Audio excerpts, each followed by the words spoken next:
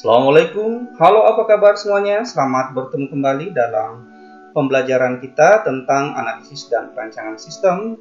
Kali ini kita akan membahas tentang perancangan database dengan menggunakan Entity Relationship Diagram atau kita singkat dengan ERD. Nah, ERD itu merupakan jaringan yang menggunakan susunan data yang disimpan dari sistem secara abstrak. Ini notasinya ada banyak sebetulnya, ada beberapa notasi dari pembuatan ERD, dan di dalam video ini kita akan membahas dengan menggunakan notasi chain. Komponen di dalam membuat atau merancang ERD yang pertama adalah entitas, yang kita simbolkan dengan menggunakan segi 4, lalu di dalamnya kita tulis nama entitasnya. Ya, nama entitasnya harus berbentuk kata benda ya.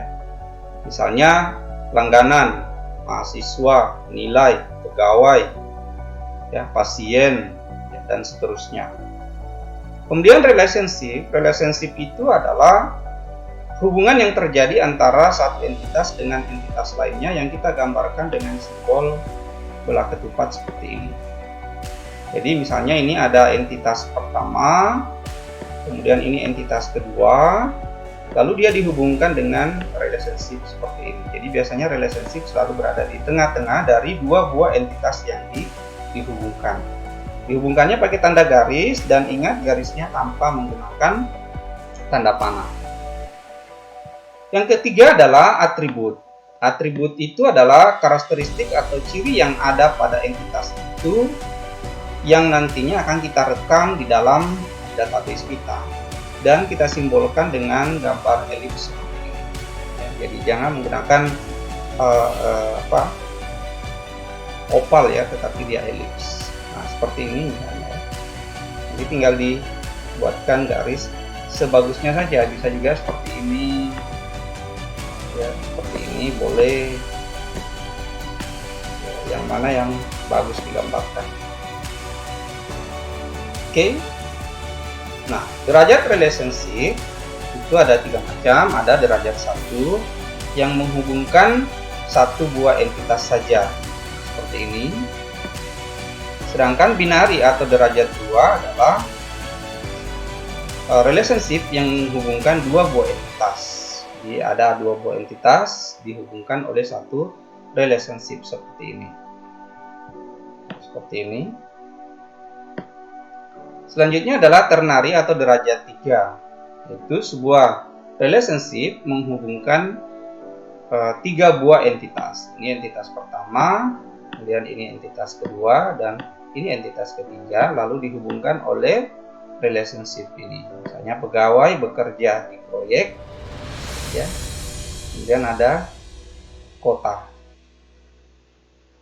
Cardinality ratio atau derajat hubungan itu menjelaskan tentang batasan jumlah entitas yang berhubungan melalui suatu relationship. Misalnya cardinality ratio 1 to 1 atau 1 dengan 1, berarti satu data dalam satu entitas itu berhubungan dengan atau berrelationship dengan satu data pada entitas yang lain. Contoh misalnya di sini entitas pasien derajat relasinya 1. Kemudian entitas tempat tidur, derajat relasinya juga 1. Berarti setiap satu data di dalam tabel pasien atau database pasien itu akan berhubungan dengan satu data di dalam database tempat tidur. Itu namanya one to one. Kemudian one to many, perbandingan antara entitas pertama dengan entitas kedua berbanding satu dengan banyak. Ini satu dan ini banyak. Berarti apa maksudnya?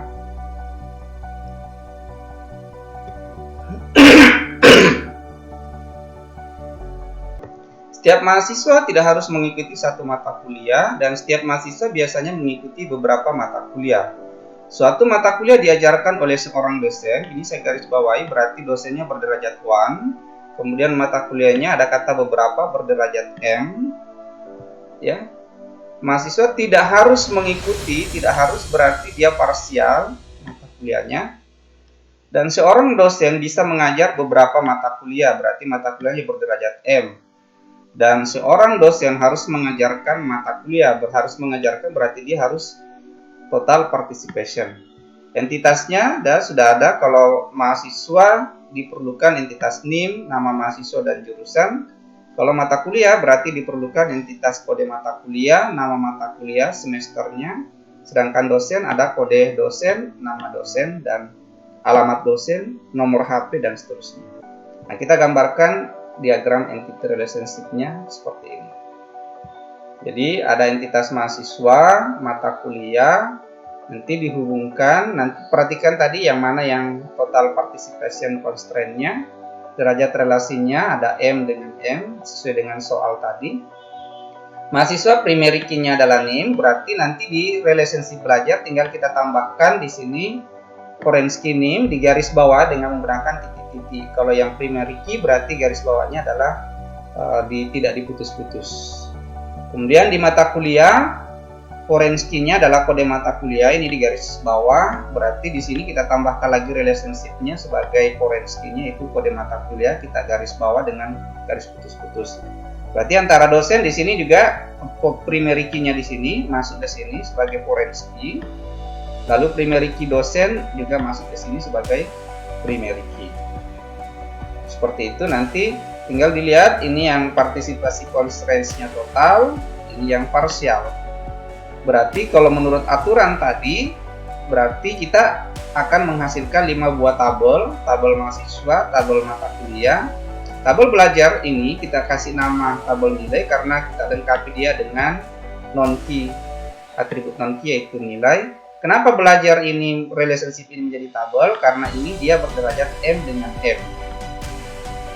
Kemudian relationship diajar ini juga nanti menjadi satu tabel, sehingga kita lengkapi foreign key-nya ini dengan atribut non-key yaitu ruang dan waktu. Nanti kita jadikan dia tabel jadwal karena yang parsialnya ini berderajat M.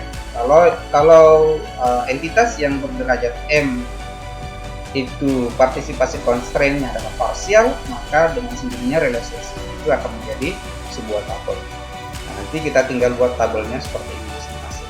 Jadi ada tabel mahasiswa, tabel mata kuliah, tabel dosen, relationship belajar tadi menjadi tabel nilai, kemudian relationship satunya lagi akan menjadi tabel jadwal yang relationship diajar. Yang menjadi tabel masternya adalah tabel mahasiswa, tabel mata kuliah, dan tabel dosen. Sedangkan tabel transaksinya adalah tabel jadwal dengan tabel nilai. Nanti tinggal dibuat struktur tabelnya seperti ini.